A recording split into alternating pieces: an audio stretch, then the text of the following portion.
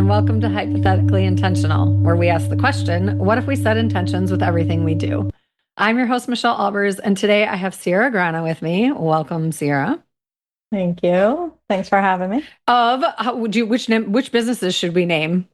Well, we can All of them? go. I know. My primary is social agency, and then my secondary is a bridge that matters. Yeah. So you just channeled an intention for today 2 seconds ago before I hit record. Do you want to share it? Yeah, have fun, right? Yeah. Multifaceted, be multifaceted. I don't know how we can not be with all the moving parts in life right now, but I think it's a beautiful thing. It's complicated, sure, but beautiful. Yeah. I've been thinking, like, even just hearing that, have fun. I'm like in the middle of chaos right now and gamifying things. I was just on a call with somebody and they're like, can you gamify what you're doing? I'm like, how do I do that? So I've always been someone that has a lot of fun and brought fun to the table. I'm like a big kid at heart, so we'll Yeah, see. me too. Maybe that's why we became such fast friends. I mean, that is Right. also multifaceted, right? Like we're both, Mhm. I feel like we're both kids at heart. I feel like don't take this the wrong way. If you do, tell me you take this the wrong way, then we'll unpack it. But like we're both weirdos. Yeah. Listen, I know I'm weird. It's fine. I've embraced my weird. Like I'm good with my weird, Mhm. but I think there was something. This is good. This might, Josh. It's just going to sound weird all day, but there was something comforting about you Oh, for thank me, you. just I, because. I try to I try to have that effect on people, right? Like the safety and calmness Yeah, to myself, but also I have this such vulnerability that people feel they could be themselves around me because I don't judge. yeah. I think for me, it was more. I don't meet many people who are really good with mediumship and energy healing and tarot and oracle cards and just all kind of what people would deem the woo woo magic stuff. Hmm. And I see it as spiritual stuff, soul Hmm. stuff. Right. And I feel like you just sort of met me in a place where I was like, oh, this is gonna be fun because we speak the same language. Yeah. I mean, you've only scratched the surface of me. Right. So, Well, I'm same. like, there's so many cool things I could teach you. But that's the other thing. Is like I learn a lot from you too, right? I think that's the greatest type of friendships where you can be curious and, learn and, just grow together. Yeah. Yeah. And I feel like how we show up in our spiritual gifts, our spirituality, and what we do, we do can and do learn a lot from each other because we work differently, but also it's a collective. It's same Right. but different. Yeah, I think we just label it, different ways and different processes, but at the core, we have the same, growth or intentions or lessons to learn, whatever it might be. Yeah. Yeah. And so, in all of that, I think, the work that we do often comes with, I'm going to use the words divine guidance. Hmm. Um, and when we have a lot of moving parts in our life, sometimes it can bring in a lot more clarity and a lot more calm and a lot more just maybe trust is the word I'm looking for. Hmm. And sometimes it can almost feel a little bit more chaotic with the gifts. Oh, yeah. I mean, my gifts started, I don't even want to say started. I came fully aware and fully known of myself and the spiritual world. And I've been a medium since I was 3. Like I just have, it's always been a part of me. It's always been normalized in my household, Oh, that's with cool. the fear attached to it, right? Like you don't do this outside of the house, but in the house, like we'll talk. My mom's, does mediumship too, and energy healing, but she just doesn't do it publicly. And, Mm, for me, it was like, well, this is normal, right? And then when I started to realize why she's kept it, indoors because of the judgment and the shame and the guilt. But what I've really learned over the years, I came out of the spiritual closet in 2020. So oh, I it was haven't that been doing this. recent. Yeah, I haven't been doing this long publicly to like the masses. But like my friends and stuff, I would channel messages and stuff. But for me, the past 6 years, what I've really learned about, divine guidance is it'll come in forms of people, right? Like the relationships we build and the intimacy. That's where we truly get to experience God or universe or whatever source, whatever we want to call it, the divine guidance. If we sit back and observe people without judgment, that's where we can learn the greatest lessons, right? And for me, yeah, I have like spirit teams, spirit guides that I listen to, but again, like we've talked about this, they're a part of you, right? Mhm. They're a version of you externally, in the spiritual realm or whatever it might be, that is you're guiding you. That voice in your head is you guiding you. It's just, can you discern, right? Can you discern the voices? Can you understand, and make the moral choice for yourself, the ethical choice, and make sure that you're using it in the pursuit of happiness, right? In the pursuit of divinity within yourself. And that's what I've always preached, always taught, always followed myself. And there'll be times where like we were just talking, I was like, I had to discern and make sure, that I'm making the right choice, right? That I'm not doing it out of any other emotion other than love, right? Yeah. Or whatever it might be, that the intention is pure. And I think a lot of people tend to use their spiritual gifts or whatever it might be for harm, right? Mm. And that's where that stigma is around it.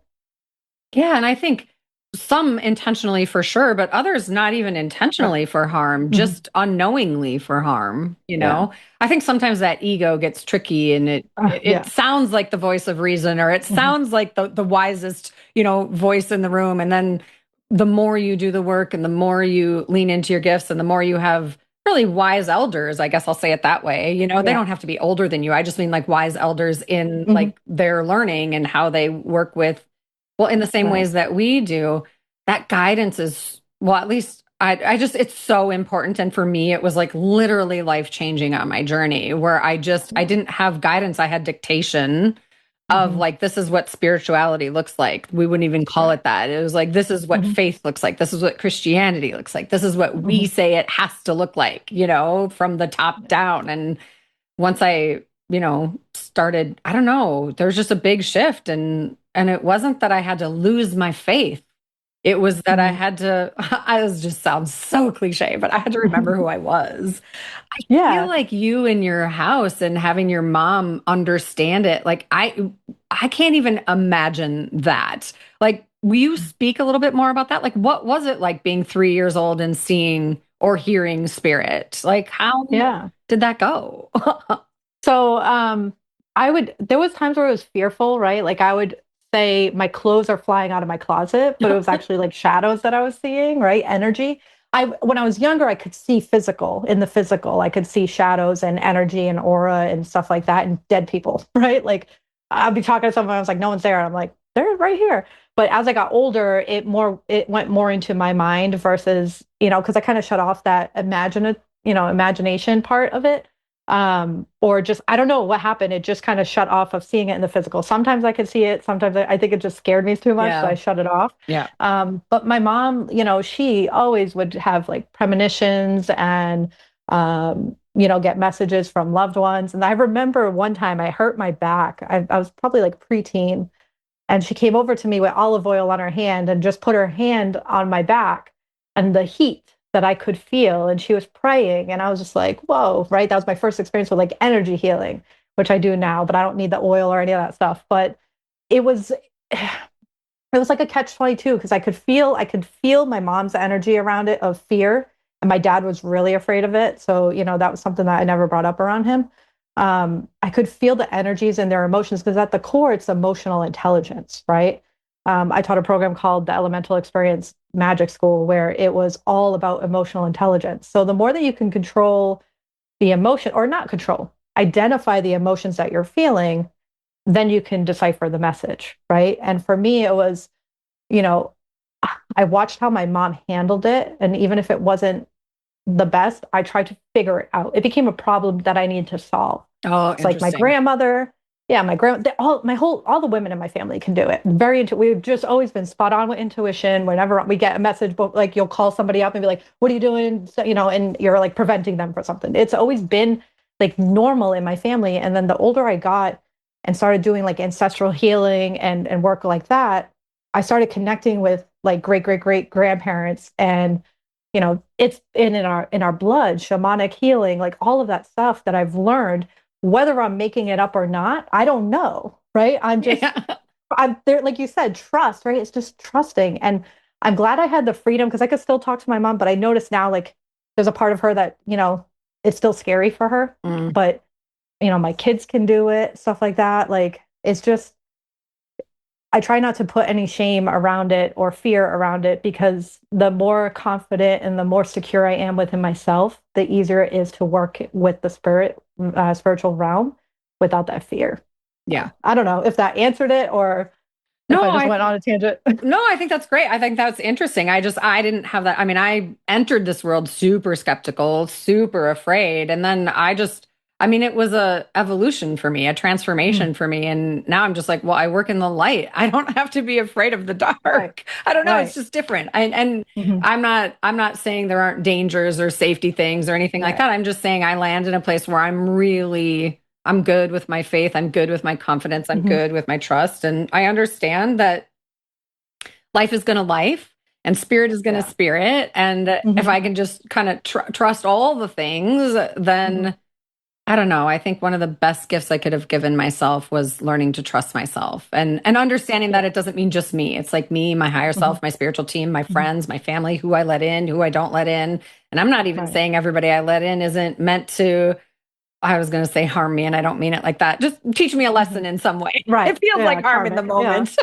I know. Well, like, so I've had a lot of near death experiences. I even died a couple of times. But what it started when I was 3, I drowned in a pool, and that's when I came back. Like, I remember being in the tunnel and seeing light, and then I was pulled out of the pool and came back to life. And I've had a lot of those experiences throughout my life. I just, guess I'm prone to like rebirth cycles. And for me, I grew up in a very Catholic house. My family's still pretty Catholic. Well, at least my mom and my brother. But I never subscribed to it. I believe in Jesus, right? And I believe in, like, I understand religion. It's there for people that need it. But for me, I just learned to create a relationship with spirit and with Jesus or whatever it is, that I know that I don't have to fear, because I am constantly divinely protected, and I can walk through the dark shadows. I've been through them, right? I do a lot of shadow work. I do a lot of dark energy removals. I've done all of that stuff over the years, where it used to really scare me. Mhm. Like, I have a lot of personal stuff that I don't talk about, and I don't feel comfortable talking about it, only because it's not my story to tell, but what I've witnessed. And I'm just like, I just look back at how divinely protected I was in those moments, right? And it was for me to witness that, yeah, like you said, there are people that are out there that cause harm and are evil or whatever. Um, but I know if I stand in the light and if I stand in my light, nothing can really come at me. And if it does, I can handle it. Yeah. Yeah. I think that was one of the most life-changing things for me, was to actually truly believe that. Actually Yeah. believe it. Not just It took talk a about bit. it, not just say it, Mhm. but to actually like embody that, to have that integrated is amazing. So, okay, so we've addressed or talked about where you started Mhm. Yeah. and some of that journey. I'm curious, I would love to get curious about you said before on the mic, I just want to make it clear, I'm not just like opening a box that like I didn't discuss with you first. Yeah. No, you're good. But you're preparing for a big move. Hmm. You're in the process currently of divorce. Hmm. Was the move because of the divorce? No, so we actually planned to move. Last year, we moved to Texas, and the divorce happened right before we left, Oh or wow. the conversation of divorce. So we've been separated for about 16 months, but living together in a whole new state, just us and our kids and our dogs, and it's just hard because we don't have support. And it wasn't the wrong move. It's just a move, a step in the process. It gave us space to grieve and talk things through, have conversations, and grow and heal. And now we're moving back home, back to Boston. So that's our first time back there in about 5 years. Wow. So we're actually leaving Saturday. So Oh long wow. ride. So you're leaving the day before this is going to release. You can listen Oh, to listen, us on your I will. drive. I literally just said, what am I going to listen to on the ride? I was going to put a post for some playlists, Okay. but Do you have any messages for your future self? Should we go all there? right. Yeah, let's see. Breathe.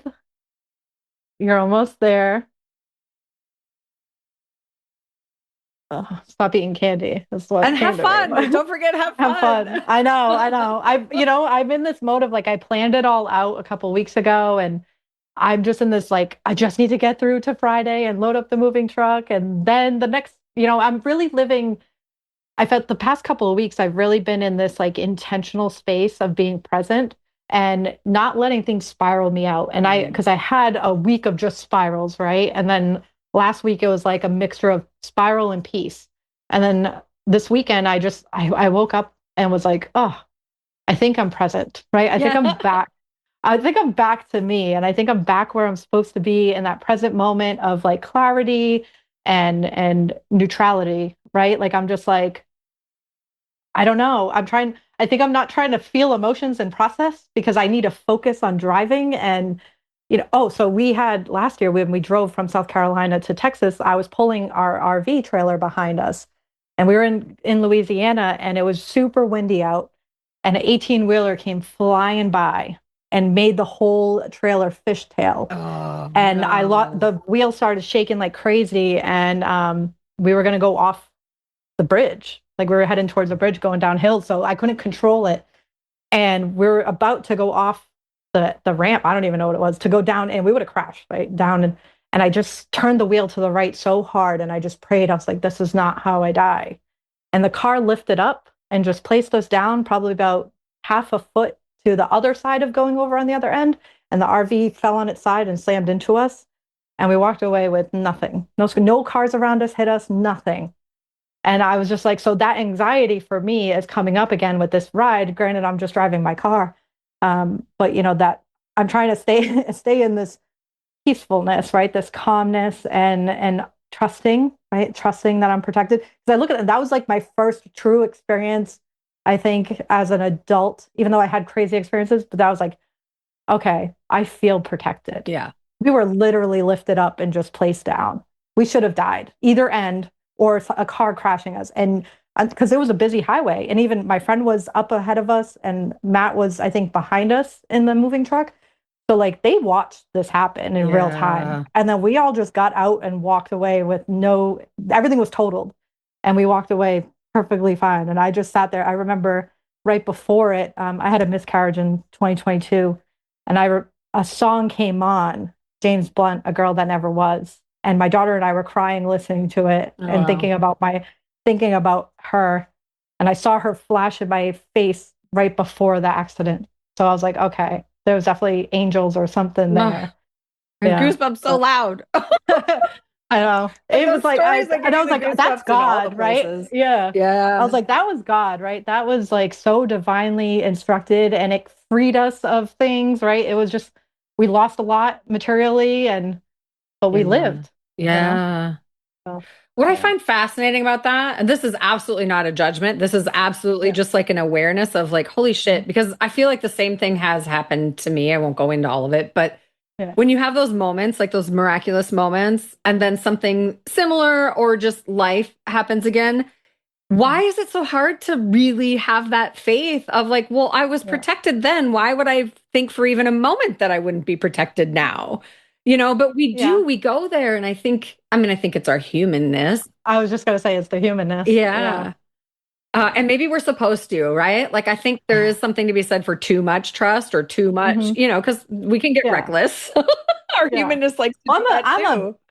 I'm a big believer, and like you laugh at me all the time when I'm like, it's a love-hate relationship with my spirit Yeah. team, right? I don't have that kind of But relationship with my spirit team. but I feel that with God, like if I'm here Earth is the only place we can really experience emotions, right? Yeah. Like full range of emotions, the whole spectrum.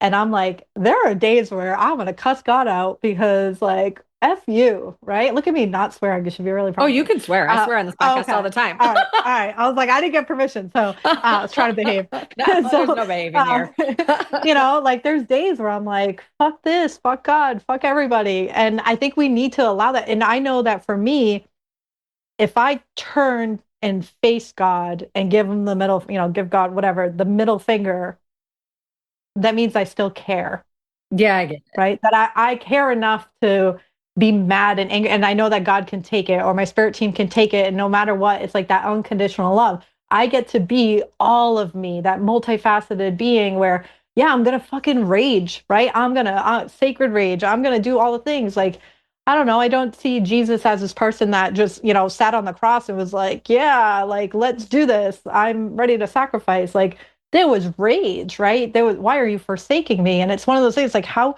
can we lead so, like you said, trusting to a fault sometimes, right? Like, I really discern now. I used to just jump and go with the message.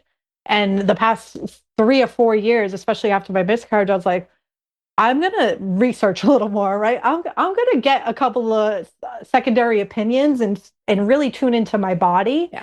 and see what my body is saying. Because yes, there might be answers externally, but internally, you know the answer, you know your compass, right? And if you can get out of your head and sink into your heart, which is I tell my clients this all the time, sink into your heart. And for me, it's really my sacral. Like the more I listen to my sacral, because I'm a sacral authority, the more things work out easier, Yeah. right? If I'm in my head questioning, or even if my heart is like, yeah, because the desires of the heart sometimes can fool you, right? So for me, it's like, let me get into my gut. And then I get into my gut and I'm like, okay, this is the move. This is Yeah. the right thing. This is the wrong thing. And not right or wrong, but just this is the next step. Yeah, I love that. And I giggle when you say it because well, and what I got a bunch more clarity in you describing that the way you did too. Because what I Yeah. heard in that is like I do the same thing, I just do it my way. So like when Right. it's not like I never get mad in general or at spirit or whatever, Mhm. but like for me, having that co-creatorship with spirit is such an Mhm. important piece. But also for me as a human, when I show up, when I get mad, I used to rage, I used to be angry. Yeah. Now I just am aloof. I just need to be alone, simmer Yeah. down, do my thing. And I don't want to talk to you or anyone else. Like I don't want to talk to Yeah. spirit. I don't want to talk to my friends. I don't want to talk to my Yeah. kids. I don't want to talk, just Mhm. leave me the fuck alone and let me do my thing. I will Yeah. come out of my cave when I'm ready. And then Yeah. meanwhile, I'm perpetuating a narrative that says, you're so lonely, nobody cares, blah, blah, blah, which is such bullshit. I'm like, oh, this is how I Right. stay exactly how I used to be in Yeah. that moment of how I cope with stuff, right? Like I'm in a Yeah. coping mechanism instead of like a healthy, Hmm. response to things. But I just think that's funny because I've never seen it in that way. It's like you kind of have this sassy relationship with your spirit guides. And in my brain, I say that's true across the board. And maybe it is, Hmm. but like, Yeah. I think we just show up as our humans when we relate Hmm. with our spiritual team, our council, Hmm. and Yeah. um it's not a disrespectful thing. It's actually a reverent Yeah. thing. Yeah, and for me it allows me my autonomy and sovereignty, right? Because like, yeah, they can guide you, but ultimately I'm the one stuck on this shithole, not Yeah, you're the them, one in the right? meat Like, suit. yeah, I gotta make the decisions, right? I'm the one that has to live the next, 100 years, whatever it is. Like, I think about it that way. It like I call my guide Kevin. He's not, but I name him Kevin because Kevin is like just an asshole, right? I think back to like Home Alone and like it's just this menace. And so I joke with him like that. But anybody that's connected with him and talks to him, like get it. They get it. They're like, wow, he's a dick. And I'm like, he is, but it's in the most like he just there's that love and care. But there's times where I'm like, you don't know what's best for me. Like, yeah, you're looking from, 9,000 feet up, but I'm the one feeling the emotions that I'm going through. I'm the one living this experience and I have choice. And as a kid, I had to process quietly. Like you said, you go in your hermit, right? And I had to process quietly and I couldn't feel too big and I couldn't cry too much and I couldn't do all these things. I couldn't vocalize.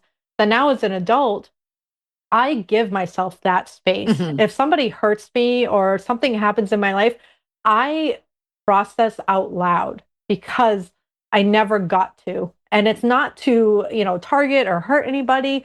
It's for me to say, hey, that hurt. That wasn't, you're going to know that that's not happening to me ever again.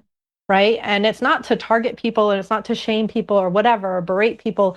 It's for me that I get to say out loud what I'm a verbal processor. Like I've learned a lot about myself, right? In the grieving process, especially when I had my miscarriage, I processed so loudly and it was a message that just kept like share it, right? Write about it, talk about it. And I was like, I can't. I was on podcast episode after podcast episode just after the miscarriage and I was like talking about this and the messages I would receive from people, I never got to talk about my miscarriage. I never, and I was like, I got to process for them, right? Not just myself. I got to speak vulnerably to share their stories, right? And to let their anger, sadness, their grief out. Just whether it's them reading it or listening to me on a podcast, that's why I do it. Yeah. It has nothing to do with me calling people out, right? Because I'm very vulnerable in my content, but it's very intentional. And I try to write from a place of already being processed. But recently, someone said, you gotta come with more emotion. And I was like, oh, I feel like I do that already. But Yeah. more like in the moment, how you're working through it, what you're feeling. And I was like, all right, like I get that. And I'm allowing myself to kind of shift a little bit where I'm doing it from a space of not intentionally hurting others, but just healing myself in the process, right? Of speaking or Yeah. writing or whatever it is. And it's been such a healthy outlet for me to like write passionately. And I have like different avenues. I have my newsletter email list now that I'm going deeper into stuff. But then my social media, it's like still guarded, still gatekeeping a little bit just because, that's a bigger audience and just trying to learn, even on this, right? Like, how vulnerable can I get? How much can I actually share here without not, without me looking? I think that's a little bit of fear creeping in of what are people going to think? And Yeah. that's the same thing with the gifts, right? And I'm like, "Ugh, you can say whatever you want about me talking to dead people or whatever. But when I write vulnerable about my emotions, I'm like, don't judge me, right? Like, don't Yeah. don't judge me. I'm just being human. Don't judge me on my humanness. I don't care if you judge me on my spirituality or my gifts, but my human is very soft and sensitive. Yeah. She's very, very vulnerable person and very sensitive. So I tried to do like this protection of her, and allowing her space to grieve and to process out loud and to become right. I'm in this becoming of me, this new version of me. Yeah. There's so much good about what you just said. There's so many layers to it. I don't know. I just heard so many different things that feel really powerful and impactful. Um, but maybe we don't talk about it enough. And I think that's why, to your point, like having people talk about things like miscarriage, like spiritual gifts, like humanness, like being pissed off at God, like, all those things, like being terrified of a move because of a previous accident, all those things. I think sometimes it's like, I don't know, whoever listens to the podcast or whoever reads that article or whoever gets your newsletter in their inbox and reads something that like touches a nugget, right? Like touches that soft spot, touches the gooey inside. And then like previous to that has been feeling like they're the only ones that no one Right. could possibly understand. And it's like, sure, we all have our own unique journeys, but also there's a group of us. There's a group of people out there for you, I believe, right? For everyone that will understand you and see you in a way that no one else can. And sometimes those people stick around and we get to dance a little and co-heal and co-create and all those things. I mean, we have our free will and we're the only ones who can do it. I understand Right. all that, but to know without a doubt that you don't have to do it alone. And then sometimes that gets a little complicated and messy and some of them scatter off and some of them, Right. I don't know. I just think it's such a fascinating thing. And is there such Mhm. a thing as being too vulnerable? Maybe, but I also think it just depends on the room. Like sometimes Right. we get so vulnerable and it's like not comfortable for other people and I'm not looking to, Mhm. trigger or take someone down a road that Right. they're not willing or ready Mhm. to go on or ever supposed to even. And I know Right. you show up in that same way. It's one of the most, it's like, I love that about you is that like you believe in free will, but you also believe in like, we legitimately get to choose it. I know that's what free will is, but I just think sometimes Yeah. people hear free will and they think, oh, it's all on you. It's like, Yeah. yes, and it's way more layered and complicated than Mhm. that. I mean, it's super simple, yeah, but our humanness doesn't, we're not that simple. Right. And I think, I've been through, like I said, I've been through so many things. And I think relationally, right? And relationships was where we learn a lot of free will, right? And like as I go through the divorce process, like people are like, how are you living with him? How are you guys still getting along? And I'm like, because I'm choosing to. Mhm. Because why make this process already harder on myself or our kids or him? Things, it just didn't work out, and I look at any relationship that way of like, it just, yeah, it hurt, right? There's things that hurt and there's still stuff that hurts. But at the end of the day, I'm the one that has to live with me, Mhm. right? So if I go around hurting other people because I'm not working on myself, I'm not, healing me, not allowing myself to be hurt or whatever it is, like you said, it's a free will choice. Like I can choose to allow that to drag me down, or I can sit there and say, you know what? I'm going to be a really great example to my kids. And I'm not doing it for my kids. Yeah. I'm doing it for me, but they're benefiting from me doing this for myself. He's benefiting from me being kind to him, right? Or any relationship that ends, like I can choose how I heal and you don't get a say in that. But also, like, things end, right?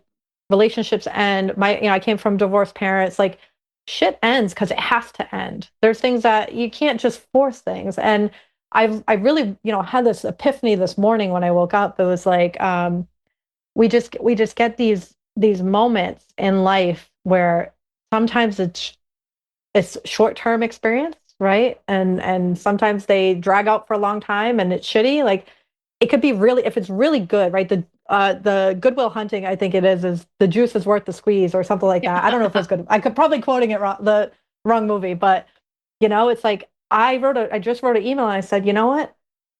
If I were to die tomorrow, I have lived a very fulfilling life. Mm. And I'm only 38. I'll be 39 in June, right? I will be very complete within if I died tomorrow, which I don't think a lot of people can say. Yeah. And I truly mean that. The conviction when I say that, right? I really mean, I'm like, I experienced love, great love. I experienced shitty love. I experienced mediocre love. Like I've experienced traveling and my kids, right? The only thing that I would probably be sad about is not seeing grandkids or watching my kids grow up. Right. But like, if God was like, "Hey, it's your time, you're out," like I'm okay. I don't feel this need to like, I don't want to live with regrets. Yeah. Yeah, I love that you said that. I've Dan and I talk about that occasionally. We're both in that same boat. Like I've lived a great life. I mean, I'm not saying I'm ready to go tomorrow, but also Right, I'm right. ready to go tomorrow. Do you know what I mean? Like I'm Yeah, not. yeah. I'm not saying that, but I am happy. I am Mhm. grounded in who I am. I've experienced quote unquote all the things. Obviously, I haven't experienced all the things, but Right, I've right. experienced deep, great, true, amazing love. I've experienced deep, great, true, amazing heartbreak. I've Yeah. experienced trauma. I've experienced joy. I've experienced Mhm. contentment, which is a word I hated until I actually Right. got to a point in my work where I was like, oh my God, that is the most beautiful, beautiful state to be in. And I used to just think it Yeah. was boring and I would get mad about it. And I think it's because I had Mhm. no concept of how I would ever achieve it, Yeah. you know? But I also like I woke up like that was the thing. I feel content, Yeah. right? It's a very neutral energy. And contentment is like something that's like you get to choose every step moving forward. Like Yeah. I'm not for like I don't feel like I'm pulled in any direction because of emotions. Like I am really in this just calm, present energy. And it takes a lot of and you have to maintain it, right? You Oh, can't, yeah.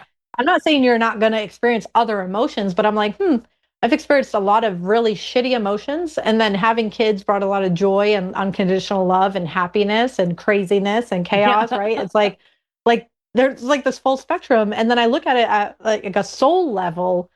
I've been here thousands of years, thousands of times, right? And I'm just like, yeah, I think I got to experience the things I wanted to experience in this lifetime.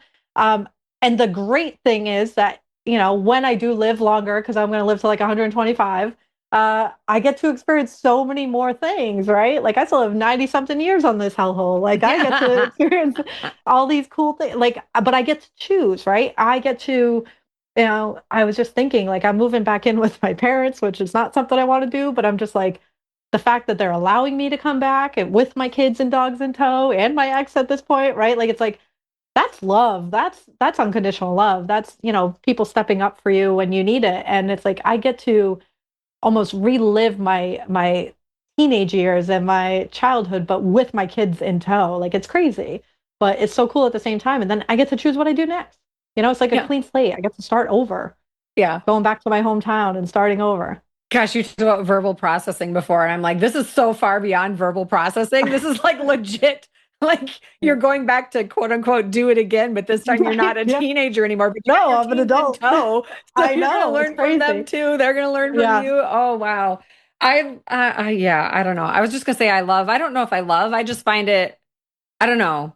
In my experience, I'm divorced twice. And in Mhm. my experience, I just don't meet a lot of people who choose or even have the ability to, and I understand that too, but to stay friends and co-parent. And that was such an important thing when the boy's dad and I divorced. We were like kids first. We can put Hmm. our shit aside and we can still be friends. I mean, that might take some doing and some healing and getting there, Right. but we can do that. And ultimately, it just felt important to be a cohesive unit Mhm. for the kids. And then same thing with their stepdad and I. It was just like, look, you have been a great stepdad. You still Mhm. fill that role if you choose to continue to fill that role. Right. And we all talk to each other. We never Hmm. had to separate parties or dread being in Yeah. a room together. I like their Hmm. partners. I just, Yeah. it's like such a blessing, but it's Hmm. not an easy road. And it's not, No. I don't think it's a common choice. And I understand why. So for you Like and for Matt, me, yeah, that's where I was going to okay. go. Go ahead. Yeah.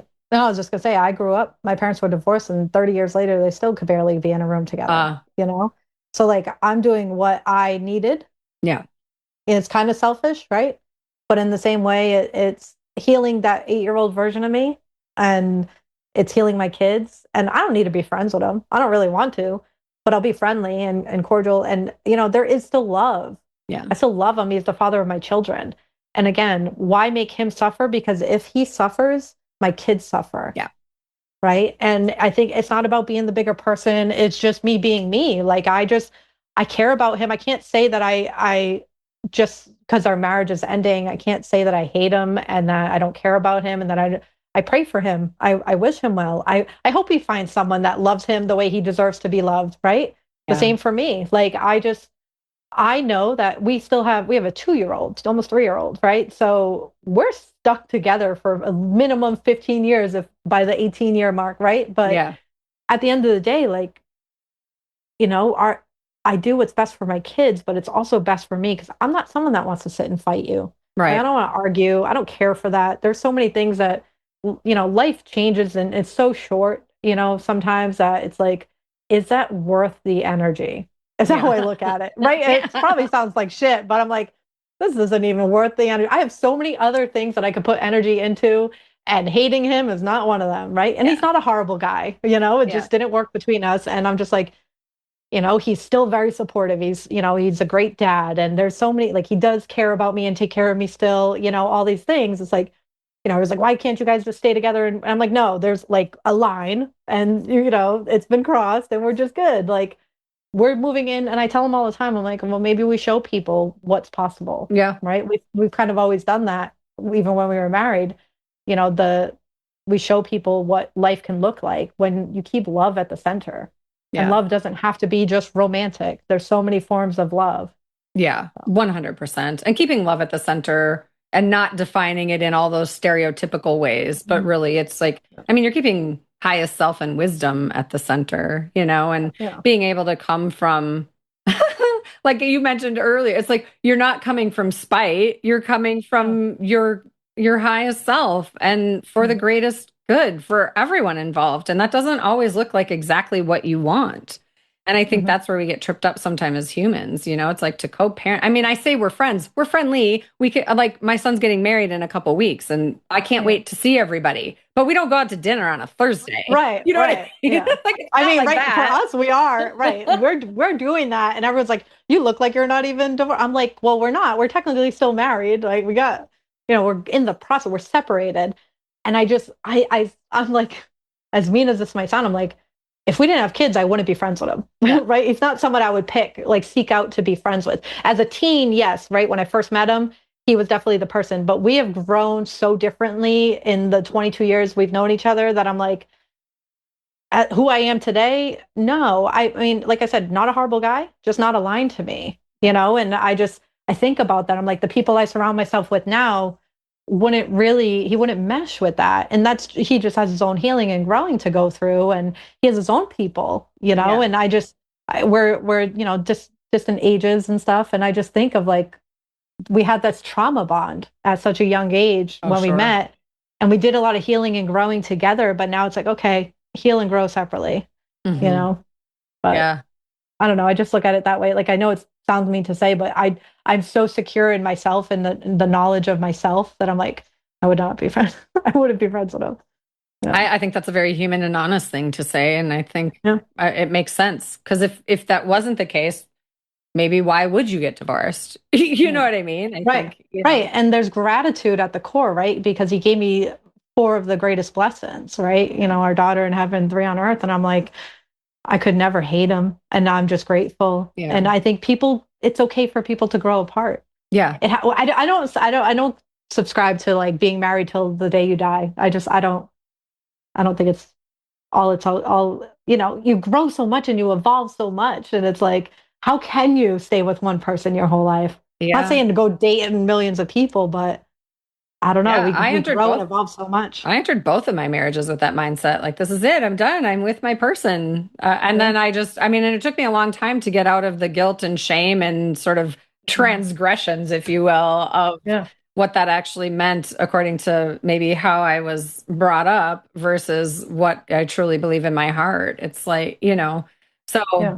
yeah, it's easy to get messed up in the complications of all of that. But I Mhm. love that you are, I don't know. It feels very much like you're leaning into whatever needs to happen to choose what's next for you and your kids and your Mhm. ex-husband. I mean, you're co-deciding that on Mhm. some level. Obviously, you each have your own ways you're going to do Right. it, but you are Mhm. deciding as a parental unit to Mhm.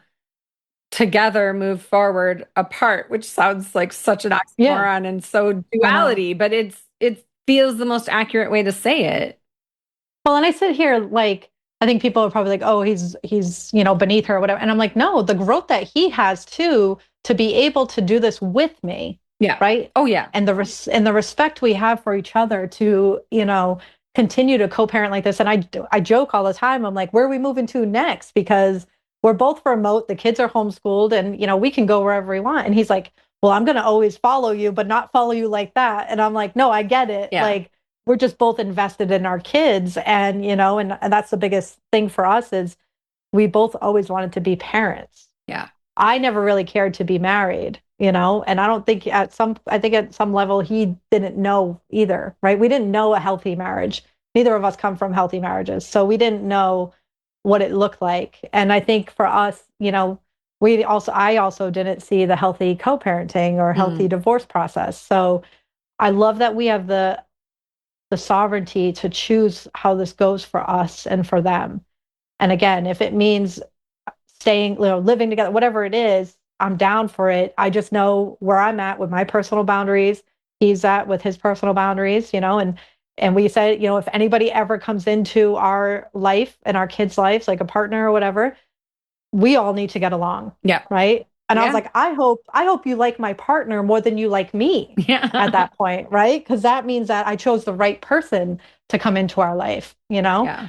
And I think I look at I was 16 when I met him, and it was just I didn't know who I was. I was running away, Yeah. and Yeah. he was a little older. I'm not gonna call him out, but it was like he didn't have choices. Like he didn't. This is the first time he gets to put himself first in his 40 plus years of life, Yeah. and that's scary to people, right? That's really Yeah. scary. you Yeah. know? Well, and I think it's a I don't know, maybe this is a weird way to say it, but like a testament to your character for you to recognize. It's like because I think hierarchical growth is bullshit. It's like growth is growth is growth, and Yeah. you honoring and acknowledging that he did his own growing too, just in his own Mhm. way, and where you guys landed in your own unique personal transformations Mhm. or growth or evolution. It just no longer like the puzzle pieces don't fit together anymore, but it Yeah. doesn't mean you can't, be on the shelf next to each other. Mhm. Right. And he showed me heartbreak and he showed me betrayal. He showed me all these things, but I did that too for him. But then again, like the amount of love that is there, right? And the love doesn't have to be romantic. It's just we love each other so deeply, that we're willing to go through this in life together. Yeah. Just, it's like I said, we don't need the labels of a marriage or co-parent or whatever. We're just being two human beings that are understanding of this earthly process, Yeah. and there's points where like when we actually live separately, like what's going to happen when he does meet someone or I meet someone, what happens there, right? We don't know that stuff yet. And there is always people change. There's things, right? We can't predict as much as I can, we can't predict what's going to happen. But I know in this moment and right now, how I treat him and how I treat myself is going to dictate what happens moving forward. Yeah. Well, and I love what you just said. I kind of want to unpack that a little bit, where Mhm. you said, as much as I can, being intuitive. I think sometimes people think being intuitive is like, well, how did she not know that? And I just Mm, go, we're not meant to know everything. Spirit doesn't show us yeah. all the things. We're not Yeah. meant to see all the things. It doesn't mean you're Mhm. less psychic or not intuitive because you didn't see this coming. Like that's not Yeah. how humanity works. And I Yeah. think I think we can ask. And I think sometimes that answer is no, which is really tricky when like people who want you to prove it to them, Mm, you know? And then right. spirit is like, well, that's not theirs to know. It's like, oh, see, I told you it was bullshit. Yeah. Well, so when I do predictive, like future predictions or whatever, I say, these are the options you have. These are the paths you can go, right? Because at the end of the day, the free will is really there. And, and there's times where I've had the rug ripped out from under me, right? And it's not that I didn't see it coming.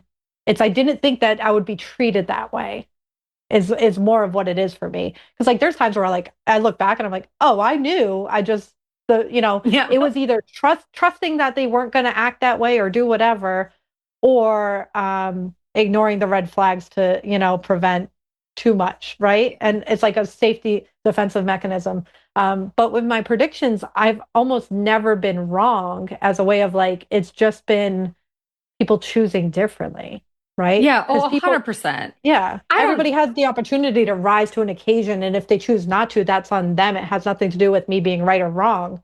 It's just a choice, yeah, I don't you even know? call them predictions. Because Yeah, I I think don't I either. think the ways it could go is limitless and it all Hmm. depends on free will and it's never just one person's free will. Well, There's right. like so It's many the whole moving parts to collective. this. I'm like, let's Yeah, look at the collective and even just the people yeah, in your personal world, which is so not huge compared to the right. collective. But all of Yeah. those individuals are making their own free will choices that Hmm. affect, they ripple out. And Yeah. so, yeah, I'm not like, I just think about tarot readings. Every now and again, you get the person that comes in. I mean, for the most part, my language isn't, I don't scream psychic or future Right. Yeah. predictor. So it's rare for me, but I'm just like, well, I'm going to give you a snapshot of the energy right now. And then you get to decide how you feel about Yeah. that energy. And then where Yeah. you go from there in your free will choices will take you to Right. the next point, whatever Hmm. that looks like. But I'm not predicting anything. I can just tell you what I'm hearing, what I'm feeling, Hmm. seeing, knowing, all that, and then go from there. But Yeah. I think there's We. the attachment that comes with the need for a Hmm. prediction Yeah. always a slippery slope and rarely divinely guided as far as I mean from an Yeah. internal state it's usually ego and Well, I was going to fear. say that at an emotional intelligence level, it's you're preparing yourself, right? You're preventing something from happening. So like I would, when I was younger, I'd read the room, I'd read people, right? So it was predictive behaviors is essentially what I was reading, and then potential timelines. So if we look at it like as an algorithm or mathematically, we look at past predictive behaviors and we feel the current energies, and then we're like, okay, well, since all of that happened, this is what we're currently feeling and it feels attached to this, so this is the probability that that's going to happen next, right? It's probability, it's not factual. And again, like I said, we have free will, Yeah, but the thing is there's divine timing and there's also timing, right? So sometimes things take a little bit longer, because that's usually my thing is things will take a little bit longer than I predicted to yeah, happen. And I wish people could see my quotations. I forgot we're doing audio. yeah. Well, you said it But in your tone. I heard it. right, I was like predicted. So for me it's like, all right, you know Joe over there needs to make a choice that's going to either, he's going to decline this job, which opens us up to more applications, which means, if Sally goes and applies for this job, maybe she wasn't a potential candidate because Joe was, but he declined it. It's like you have to Yes. wait for all of the pieces to move. Yes. And sometimes it could take 6 months. Sometimes it could take 6 weeks. We don't know if they're like, oh, you know what? We just lost our hire. Now we're going to wait 6 months to open it up. And then Sally's still the next choice, but it took 6 months longer than what we predicted. Right. So it's like, I don't know. Like I have this like love hate with the psychic word or predictive Me or too. premonitions, but like my dreams tend to never fail. They tend to always be very accurate, but it's metaphoric and I have to figure it out, right? Yeah. And decipher what the message is. But I've never truly been like so far wrong about things. It's just that free will came in, or divine intervention was preventing or protecting me from something down the line that, someone made a choice or they were acting a certain way and I was not being shown that in the physical. Yeah. And because of the way what I was being shown, I was feeling that, and maybe it wasn't the true intentions of that person. You know what I mean? Like a little hard to explain, but I think if I'm talking to a friend and they're kind and loving to my face, and that's what I'm feeling because they are doing it, but behind closed doors, they're a completely different person that you're not seeing or feeling or witnessing because that connection is there. You're not searching for it, right? Right. I'm not going and looking beyond what they're showing me. But and then at the end, they're like backstab you, and you're like, oh shit, I didn't see that Didn't see that coming. coming. Yeah. Yeah. But it's like, well, if I dug deeper, I would have, Yeah. if I felt it's security and insecurity, right? If I feel safe enough, I don't feel like I need to use my intuition to figure Right. you out. If I feel threatened, then yeah, I'm going to use every instinct I have, right? It's that survival mode. Yeah. That's what kicks in. Right. So, Yeah. yeah. So your move, Hmm. where do you land really, girl?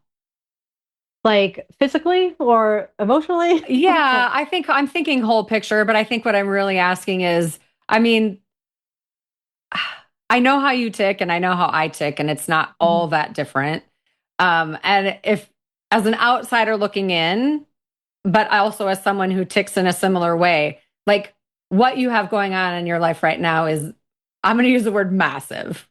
It's a Mhm. lot of change all at once, right? Yeah. And it's I also lived with, like, my last husband. We lived together while we were separated, and we just never kind of filed the paperwork until we decided we could, and then we did, and we took the Mhm. time. We just didn't care that much. I was living Right. downstairs, he was living upstairs. It was working Mhm. fine.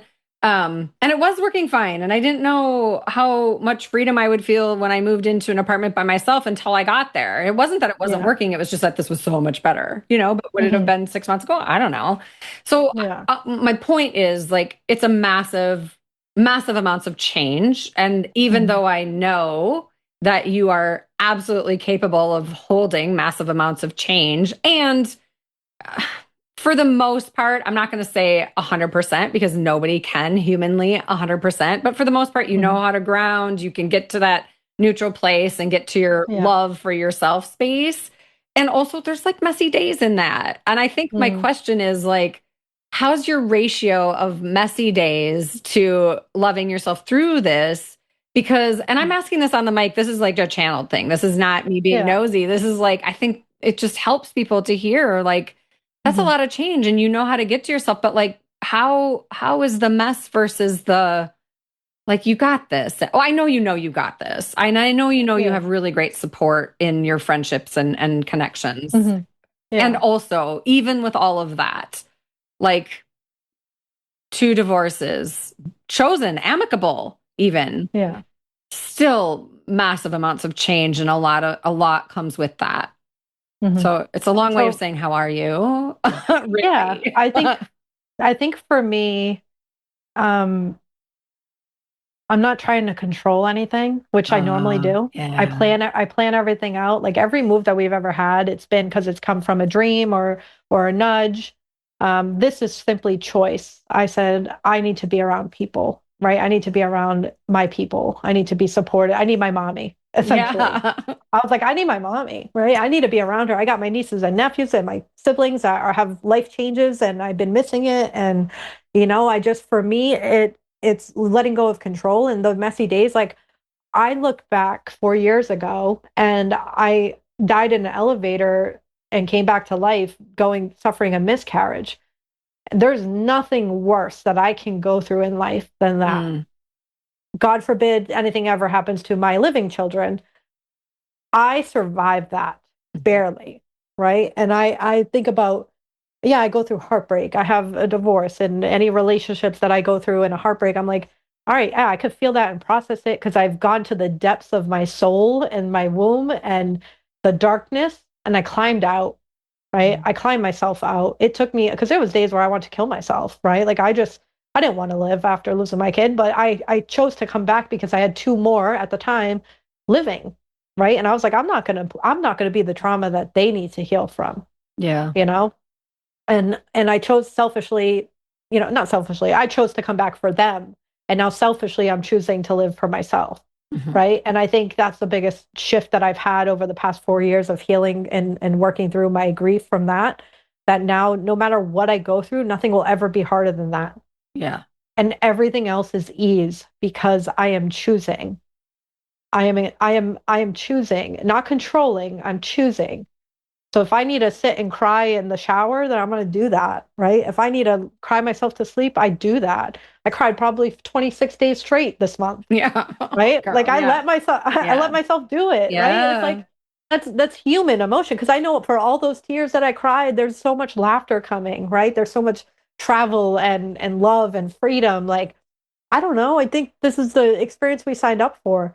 And I'm like really sitting in that of like, I get to design whatever route I take next. Right. I did all the Yeah. planning for the road trip back, the drive back, and I'm like, who fucking knows? We have a storm coming now, right? In Yeah. the middle of a storm right now. I'm like, damn, I didn't even look at the weather. You know what I mean? And Yeah. I'm like, oh well, I'm just trusting that, I'm really trusting that I can handle whatever life throws at me because I have 100% survival rate, Yeah. even dying 9 times, right? Like I'm still here. Yeah. I'm like better than a cat. Yeah. Yeah. No, thank you for that. That's helpful. I think there was a lot of I think one of the key things that I heard in that, and I find the same experience to be true for me as well, is that there's something about just loosening the grip, not needing so much control. Because I think when we need that thing that, I mean, it's literally impossible. Good luck. Yeah. I mean, you can't, Right. I mean, I say you You're just can't driving control the yourself weather. I know crazy. there are people Yeah. who can, but I'm just saying, like, I have friends who Right. are like, oh yeah, you need a Uh-huh. storm or you need like, Uh-huh. okay, all right, I hear you. Hey, been there, done that. Yeah. That's why I'm like sunshine and all the way through. Yeah. But I just think there's something about like that. It's, I mean, in my trainings and just in my journey of like some of my wisest teachers, it's like that attachment and it creates this like, it's more than a need, it's a desperation for control. And Mhm. that is just, it makes everything more complicated. And I think what you just said is, yeah, I mean, I love that. I love that even though you are very clear that you're not controlling it, you're also still planning it. Like like I Yeah. think people hear no control and they just think, woo, we're like Yeah. floating in space Right. without any Yeah. gravity and like, just Hmm. not tethered anywhere. It's like, well, you still Yeah. get to structure, you still get to plan, you still get to have a Hmm. scaffolding.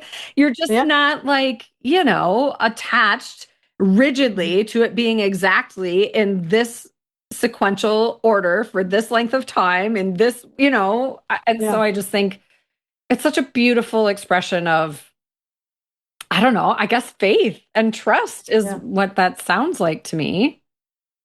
Yeah. I had a dream a couple nights ago. I have a mug, a Star Wars mug that I use. And in the dream, I went to grab it I was outside on my porch, went to grab it off the counter, and the handle broke. Oh, wow. But the cup stayed and it didn't spill over, right? Nothing spilled over. It just stayed. And I had the handle in my hand. And then I woke up and I was like, huh. And I'm big on like deciphering dreams. And it was that like loosen your grip, right? Like, Yeah. and the fact that it didn't spill over was that, okay, things break, things fall apart, whatever, but you're still whole, right? I don't even grab my mug by the handle half the time. I just grab it from the center, right? And I just thought about that because I was like, wow, I never really grab my mug by the handle if I'm picking it up. I put my hand in I do and the that too. handle kind of braces, right? Yeah. And I was like, so it's like, can you stay center, right? If as long as you stay center, nothing externally is really going to affect the internal. And that's what I've been focusing on is if I can stay me, right? And be me. And my friend Alan Kovitz says this, he's like, just be you. And I'm Yeah. like, I don't know what that means, right? I'm trying to figure it out, right? But it's like, oh, I get it now, right? I'm a very calm and grounded person and caring and loving and kind. And I need to be that for myself Yeah. because when I do that for myself, it externally shows, right? It reflects out. Oh, I wish I had a timer going. I'm like that little snippet right there when you Yeah. get there. I feel like this is when you get there. You need that on That'll come. repeat, saying that to yourself. I It's like know. you're I moving into know. your childhood home. That what you Oh, just said is so imperative. You know, the I'll difference is you listen all know the who you time. are now. Right. Well, I'm like, wow. I'm like, I moved out at I think 18 or so for college and never really came back. Maybe a couple of summers, but I moved in with him young, and I think about it like I'm an adult coming back to my parents' house, and I'm coming with 3 kids in tow and 2 dogs, and like I'm responsible for tiny humans. And we've visited my parents before too, and I just have to, have the conversations with them of like, let me parent my kids, like that they're my job, not yours. You Yeah. get to be the fun grandparent and just do, spoil and whatever. Like I don't need you to, You're not raising me. Just Right. love on me, right? Yeah. Love on me. I'll respect, your rules. I'll do whatever. But when it comes to like, you know, I'm it's the same but different. I'm not that little kid anymore, that little teen. I'm a grown woman with a career, with kids. It's just right now until I get my own place, like I'm grateful, right? It's just gratitude. Oh, that's amazing. And it Yeah. feels like a great segue to lean into talking about, I mean, all the things, entrepreneurship, parenthood, Mhm. divorce. How do you navigate all of those things? Are your kids excited about the move? Like momming is Mm. hard, Yeah. and beautiful all at the Mm. same time. How are they navigating the changes? Are they excited about it? They're excited. They don't really care. They're very chill. Yeah. Like the little one, she's excited. I want to go to Vovo's house. Like she's impatient. My middle doesn't care as long as his PlayStation is there. He's good, That's awesome. And then my oldest, like she's just so mature and wise beyond her years. But she's the version of me that I should have been if I was allowed to be a kid and be a teen. Mm. Like she's so mature, but still a child, right? Afraid to like even order her own food or whatever, right? Like, but she's so mature and wise beyond her years. Like I talk to her a lot. Like sometimes like she's my therapist and I tell her, I'm like, I'm still figuring this shit out. Like I don't know what I'm doing. Like, and you're the first one. Like you're the one that had to go through all of the crap. And our youngest gets to get the healthiest version of me. And it's not fair, but I also tell her like I'm doing my best to be the best mom for you. And she said the other day, she's like, I might not always know what to say to you, mom. Like I don't have the best advice. She's like, but I'm here to listen. I'm Mm. here to listen to you, right? And I was just like, oh, she's such an amazing, and when she listens to this, she's gonna be like, you love me more. I'm your favorite, right? And and I laugh because I'm like, each kid has gifted me so many things in my life. Like she is just this, like, just been a light in my life since the moment she was born. She made me grow up at 24. I was just turning 25 3 days after I had her. I'm in the hospital celebrating my 25th birthday with her in my arms, right? Like dying basically from preeclampsia. And I was just like, she made me grow up in a way of like putting myself first. I had something to live for, right? I Mhm. have to protect her. I have to, protect her from people who, aren't healthy. And then, my son is like the version of me, the sensitive and aggressive and um, painfully stubborn version. And he taught me all about emotions. I was 27 when I had him, and the growing up emotional intelligence, I had to learn what I was feeling and how to express it in a healthy way and find a healthy outlet because he couldn't. And I had to teach him, but I didn't Mm. know. Right. So I Yeah. got to learn with him. And then with our daughter that passed, Nevaeh, like I'm like, I didn't understand the depth of a mother's love until I lost her, right? That it Mm. crosses timelines, right? And that I could, I'm as strong as I am, and that I could have this deep connection. And then Lena came into my life, and she's 2.5, almost 3, and she's just this curious, like she's a reflector in human design. I don't know if you know Oh, what that yep. is, but oh my God, like she is all 5 of us put together, and even the dogs, because she'll lick you and bark and stuff. And she just becomes whoever she's around. And it's so funny to watch her. But she taught me just joy and love, especially after, such a dark period in my life.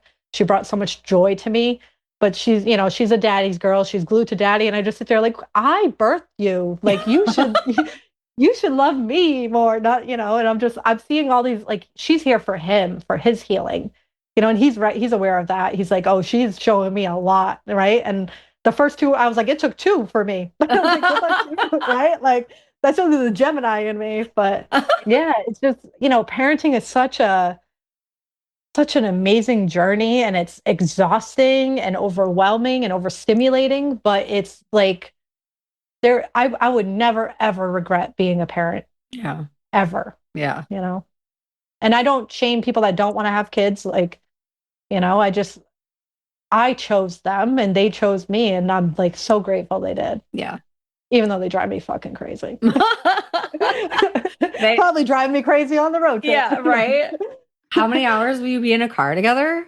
4 days almost, Okay. maybe 4.5 days. So we're gonna try to do about 8 hours, 7 to 8 hours per day. Ugh, about Yeah. 28 hours without traffic. So Yeah. yeah. Oh, I'm reflecting back to a road trip we did. And Jake was, he was either 15 or 16. He was a new driver and we had Mhm. stopped to eat. And then Jake drove out of there and he was going onto the on-ramp onto the highway. And I said, holy shit, or something. And he was probably what, 12 or 13 at the time. He goes, Jake, you haven't even been driving for 30 seconds and mom's already swearing. And I was like, oh, and then we just all started laughing, you know? But it's like there were so many precious moments on that trip because I wasn't I know. mad, right? I was just like, holy shit, like, Mhm. like this is not Right. how we merged. You need more practice. I don't feel safe in this car. Right. But I'm also Get terrified out. of heights. And then there's these, multiple bridges. And, it's Yeah. like, oh, mom's going to swear the whole way across. I'm like, yep, she sure Uh-huh. fucking is. And it's like they know that's how I process it Yeah. and be I okay with my fear. And it's just like, oh, I and then know. the other thing they learned on this trip. I mean, it says a lot about me, but this was a while ago. They were like, God, when mom's hangry, that's a bad thing. We got to stay on Oh, top me of too. that. Hmm. Yeah. No, I've told them, I was like, you got to give me snacks while Yeah. I'm driving. Like they know we've road Yeah. tripped a lot. This is just the longest one we've done. Like the furthest we've driven. So it's like 2,000 something miles. And I'm Yeah. just like, damn. And they're so good. Like I said, my son electronics, he's good. He'll shut up. He'll leave me alone. I got to remind him to check on his little sister. She's the one we got to, take out, and the dogs. Aaliyah's already got her playlist of Conan Gray, and I'm just like, all Yeah. right, I'm gonna cry the whole time. Yeah. But I've like I look at it and like my kids, I'm with them I've been with them 24/7 besides a couple of trips since COVID, since 2020. Mm, They've been home basically. They went to school one more year and then we've homeschooled ever since. Like we've all lived together 24/7 yeah. for 5 years minimum now, right? And that's a lot.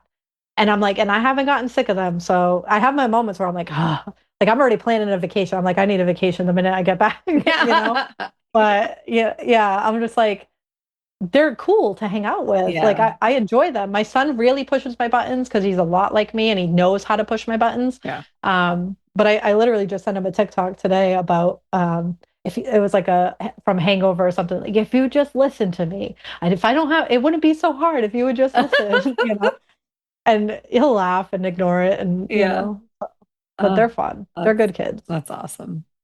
So. That's a huge adventure. I love it. I think, I think spirit telling us to have fun today is a little bit of a precursor of it's gonna be fun. Is it Yeah. all gonna be fun? No, of course not. That's not how this works. But like it Mhm. feels like you're gonna have fun. And Yeah. the beautiful part is that it sounds like you and your kids can be in the same car and almost all in your own Mhm. individual pods. And then when Yeah. you want to engage with each other, you can. So you get Mhm. both. You get like your pockets of alone Yeah. time in a group, so to speak, Yeah. but then Right. also can come together and I don't know, Yeah. sometimes those long trips, 8 hours, like Mhm. you gotta like talk Yeah. about something or do something else, or Mhm. you just kind of zone out to the point of unsafe driving. Right. Yeah. And we'll be stopping a couple of nights in hotels, and we're Nice. already planning like, you know, oh, is there a pool? Can we go swimming? And that's the thing. It's like we've done it so many times that this is the most prepared I've been for one. So I'm like, all right, cool. Like I have a lot of pressure off of me. It's just driving. And I Yeah. don't like driving at night, right? So I'm like, all right, if we can get there by like finish driving by like 7, 8 o'clock at night, like I'm good to go. But I think we're not rushing because normally our moves have been we sold a house and need to get out, right? So we're loading up the truck and rushing out the door. So we're not rested. We didn't plan really because we were so focused on prepping the house for the sale. Like our house is still on the market, and we chose to leave it here, right? Yeah. And it'll sell when it needs to sell, and we're just packing up what we need to. And the truck is coming Friday, but we have no time frame really Saturday to like rush. And I could sleep in my bed, and I can take a shower in the morning and eat a breakfast and have my coffee time in the morning on my porch that I love to do and then hit the road, right? Yeah. Like we even Matt, he's like, we're not rushing this. Like if we need to spend an extra day, we take today. We have 7 days with the truck, but you know what I mean? Like we're giving ourselves enough grace and compassion that it doesn't feel like it's going to be that hard, Yeah. which is crazy. But Yeah. That's amazing. So how does the job entrepreneurial thing work in all of this? Not to bounce around, but I mean, yeah, dang, it's no. like I hear all that and I'm like, dang, girl. Also, there is, I don't know if you're feeling this way, but I think sometimes when it gets from an outsider looking in chaotic like this, Mhm. sometimes it's actually some of the most exciting times because you just know it's all divinely timed and divinely guided and like, Mhm. and I know everything is on some level, right? Like, but I Yeah. just mean like next level, different kind of like, oh wow, this is, I'm not sure exactly what this all is going to mean for all of Yeah. us, but it feels really profound. And so I'm going to lean into that and trust it. Mhm. This feels like Yeah. that. So I run two businesses. One I do full time. The other one I part time have been, building the structure and foundation to what it is, what it looks like. But I like test it in my business that I run full time. I test pieces and then I pull it in and say, okay, that fits really well here. And my kids are a big part of what I'm building and what I'm doing. And then I have a part time job on top, like a contractual job that I'm doing. And last year I took a step back from trying to push both businesses out. I rebranded last summer, my main business, but I shelved the other one. A friend of mine said, it's okay if you shelf it for a bit and just, it'll, I was like forcing, right? So I let it go. I let it sit for about a year now. And my other business, I just said to myself, I was like, I'm no good. I have my client that I serve right now. And then I was like, I'm no good to anybody else in the season of my life right now. So I could take a step back and breathe. So I'm not forcing things. I still do readings here and there. I still, will go live and write my emails and stuff, but I'm not seeking out new clients. I did a lot of work the past couple of months in my celestial cash codes where we were, generating money and all that stuff. But right now I'm just like, I'm gonna I'm gonna let it breathe because I need to breathe and I'm becoming someone new and I want it to walk with me in Mhm. that growth versus trying to rebirth it and recreate it, and I'm just letting it catch up to me. And when I get settled and when I move back home and I have support, and who knows, I'm saying I'll have support. I don't know that. Yeah. But I'm like, okay, I'll be in a different space and be around people that I know can help me if I ask, and the contract job will end eventually. And I'm like, all right, well, what do I want to do? What do I want to put out there? So I'm picking back up, a bridge that matters for the fall. I have plans, I have things that I'm working on, and I'm just very in this like contentment, trusting Yeah. energy where I'm just surrendering. And I never really understood. I would hear trust and surrender all the time. And I was like, this is what it means, Yeah. right? It's like not putting pressure, letting it unfold. And I never gave space for it to breathe. And now I'm giving space for it to breathe. And it's so beautiful because people are just coming to me. Oh, can I book a reading? Can I do this? Can I do? And I'm like, wow, I was like constantly pushing and constantly being, face right out there and on social media and all this stuff. And I post a lot on social media just because I have a shit ton of content. So I'm like, whatever. But yeah, I'm giving it space to breathe and it feels really good. It doesn't, I don't feel like I've hit a loss in my business at all. Like I've just, I know I have my seasons when it picks up and when it's good, and then it slows down a bit because that's my cycle. That's my life cycle. Yeah.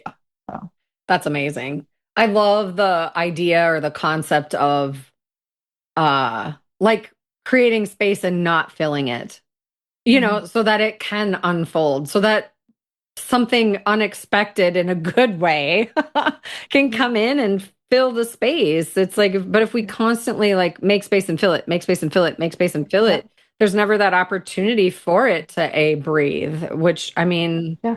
to get that life force in there. Yeah, that's Well, I amazing. think about, after my miscarriage, I created this program called Magic School. I talked about it earlier. And I ran that for 2.5 years.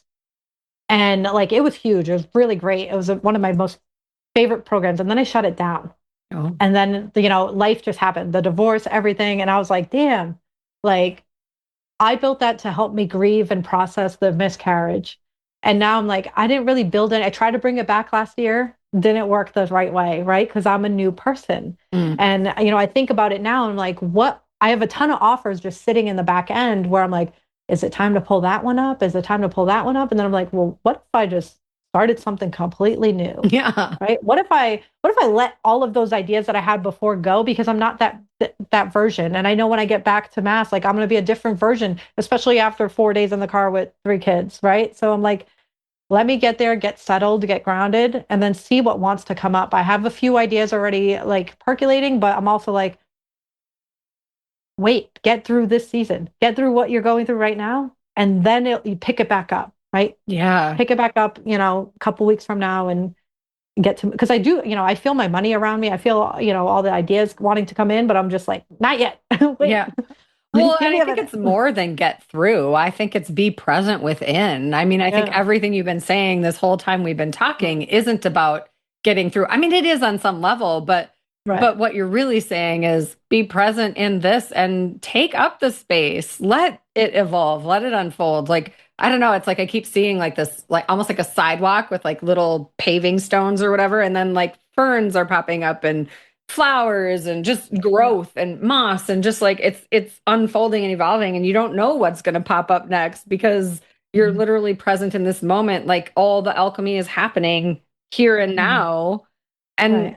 you're not forward thinking to, I mean, again, you have your scaffolding, you have your bit, you have Yeah. your ideas and the things Mhm. simmering and brewing in the background that are kind of Yeah. percolating, but you're Mhm. not attached to it looking some kind of way. Like there, it feels exciting. Like you Yeah. feel like you're sounding excited about Mhm. what's percolating. It gets to, and it's Yeah. steeping. We're not, it's not time to Right. tip And the there cup was there yet. was times, right? Like I'm a big planner. Like I need to at least have something to work Yeah. towards.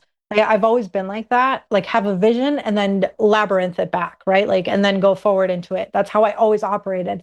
And I haven't had any dreams or premonitions to work towards or work from. And I'm like, well, am I supposed to still work with the old one? Like, what am I doing here? Like I felt for a while, I felt really lost in my guidance, right? My spiritual guidance and my purpose and my vision for my life and career. And then one day I just had this like epiphany of like, you know what? I could create whatever the hell I want to create, right? And I Yeah. could take all these up. I don't have to follow that vision. My purpose is to live and to create and to breathe into life and say, if I want to open a school, I'm going to do that. If I want to do XYZ, I'm going to do that. Like I'm not limiting myself and I'm trying to plan some stuff far in advance, but not too far in advance where it's like, I put too much pressure on it fulfilling. Like retreats, you have to plan 6 to 8 months out, Yeah. right? And it's really hard right now, the way the economy is working and the way the society is shifting. Trying to travel anywhere is really difficult and people aren't really spending money. So it's like, can I pivot? What do people need right now? And I think that's my biggest thing is like, I really took a step back and said, what can I put out right now that helps people right now? And at the time, it was, my cash codes, we generate over $1 million in a year, right? So it was like, all right, that worked, but then it stopped, right? So it's like, all right, what's next? What can I create next? And I for a while didn't want to be unprofessional or be someone that just continues to put random offers out. But that's how I work. I create according to the collective, right? Yeah. What's there. My readings are permanent. Those stay. They just turn, different price points and different lengths, and they get better and better the more I do. So I'm just like, all right, what's next for me? What does that look like? I have a lot of opportunities coming in, a lot of conversations with people that I've been having. And I'm just like, all right, when I get there, when I get to that point where I can make that decision, then I get to make that decision Yeah. then. But I'm not going to sit here and ruminate until I'm there. Even like we are talking about what room we're going to sleep in when we're back. And I'm like, can we wait till we get there? Like, I don't even want to think about that right now. Let me move. Let me drive there first. I'm thinking Yeah. about sleeping in a hotel right now. Like, and there's certain things that I'm not planning towards, but then I have goals, right? And Yeah. then it's however I need to get there, I'm going to get there. So if I say I want to travel, then I'm going to travel. If I want to host a retreat, then I'll host a retreat. It's just, where is it, right? Well, I'm not, the details I'm not going too crazy with. Yeah. But I like to have stuff to look forward to. And that sometimes scares people, but I don't know, it makes me work for it, or I have an understanding of how to manifest for it, right? Like I need a price point so I can say, all right, how much money do I need it? And what do I need to do to get it? Do I need another job? Okay, I'll pick up another job. I have no shame in working, Yeah. Yeah. So Yeah. I think it's just, I don't know. I've always been someone that is very masculine in logic and operates in logic. but then I have that feminine magnetism and manifesting powers where I'm very well balanced in the two. Yeah. That's awesome. It's so good. I think the forward thinking, it's funny because you talk about be present, be here. Yeah. Don't ruminate about the past. Don't lean into the Hmm. future too far. And it's like, yeah, okay. And I think it's great to, I mean, it depends on your mental state, I suppose, and where Yeah. you're Right. at, but I think it's great to have something to look forward to. I think without something Mhm. to look forward to, life is just kind of meh, Yeah. you know? And it's also, right, like you said, that mental state, but like for me, I've learned to not sit too long in it. I allow myself to operate in a future timeline to manifest and create the connections, right, that I need to. And then sometimes I need to go in the past and feel those emotions so I can heal and process it. But at the end of the day, I come back to me, I come back to center. But yeah, I agree. Like I don't, as psychic as I am, and I could if I want to be, I could really know the future, right? I really could look at everything. But for me, where is the fun in that? Yeah. Right? I'm here to experience living, and that I can't do that if I'm too far in the future or too far in the past. If I'm in the present moment, and then yeah, okay, I want to go on a cruise in October. All right, I'm doing that. I don't know how I'm going to afford it, but I'm doing it, right? And then it's letting all the steps unravel in between from now until then. It's also the commitment, right? I'm committed to that vision. Now I trust that the universe is going to allow it to happen because things are so in alignment with it, right? And it was like, all right, that was the right move, right? And sometimes like Yeah. there's ego where you're like, I want to, I don't know, have a condo on the beach, and maybe that's not in alignment for you, right? Yeah. Maybe you need a mansion in the middle of the mountains. Who knows? Yeah. A Right. condo on I the think beach, a mansion in the there's like mountains. I mean, manifestations, yeah. right? There's manifestation, like my ego is like, yeah, I want to live on the beach in a condo, but like, what if a tsunami comes? What am I going to do? Right. Yeah. And they're like, no, you're not, Sounds good don't say it. until. Get up on the cliff. You're good. Yeah. Yeah. I don't know. I just, I'm like, people manifest in the wrong way. And I teach that a lot in Celestial Cash Codes. It has to make logical sense at some point that it can actually come to you. You can't just say, I want $10 million dollars and then do nothing to get it. Right. Right. And it's Yeah, it's like, there has to be action steps. right. Right. Like do your taxes and you'll get 10K. You're good. Yeah. Right. Like, I don't know. I've always looked at it that way. Like I understand miracles happen and manifesting, people can manifest. I had a client manifest a 10K check in her mailbox for just being her. Right. And it's like that happens, but it's not consistent. Right. The logic keeps you consistent. Taking action is consistency. Right. Well, and Pulling I the think I manifestation think in. if you're not willing to do the action, good luck. Hmm. I think Yeah. it's like cross your fingers, wish, wish, hope, hope, good luck. Yeah. Right. But And who's to say like they didn't reach out to somebody and made their day and then that person, gave them a check, whatever, right? right. Like it's like I look at all these manifestation coaches and they're like, I sat in my tub all day and did nothing and I had a 30K launch. And it's like, but your 30K launch, you took 6 months of prepping and content creation and Right. now you got to go coach them. Like you didn't do nothing. Right. I laugh at all that stuff because I'm like, oh, so icky.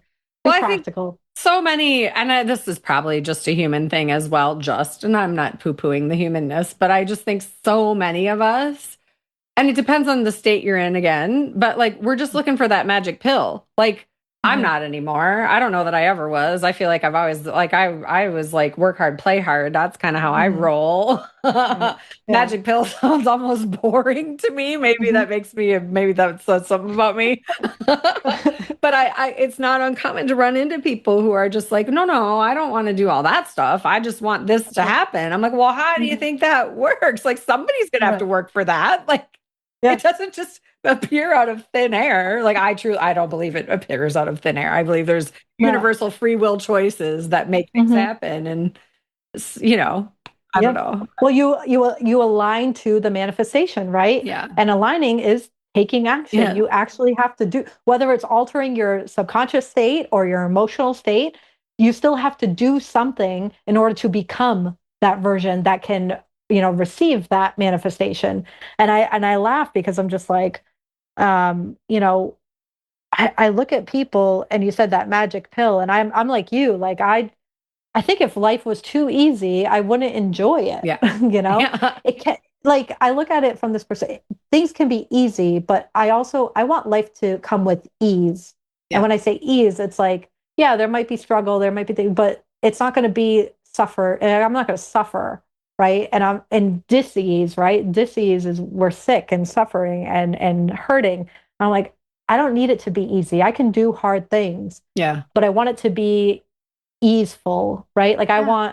I want to be like, yeah, that's the right choice. It might be hard to walk, over, walk in the woods and there might be snakes and there might be coyotes, but like you're still going to get to that destination point, right? Like it's not going to be easy getting there, but you're going to get there.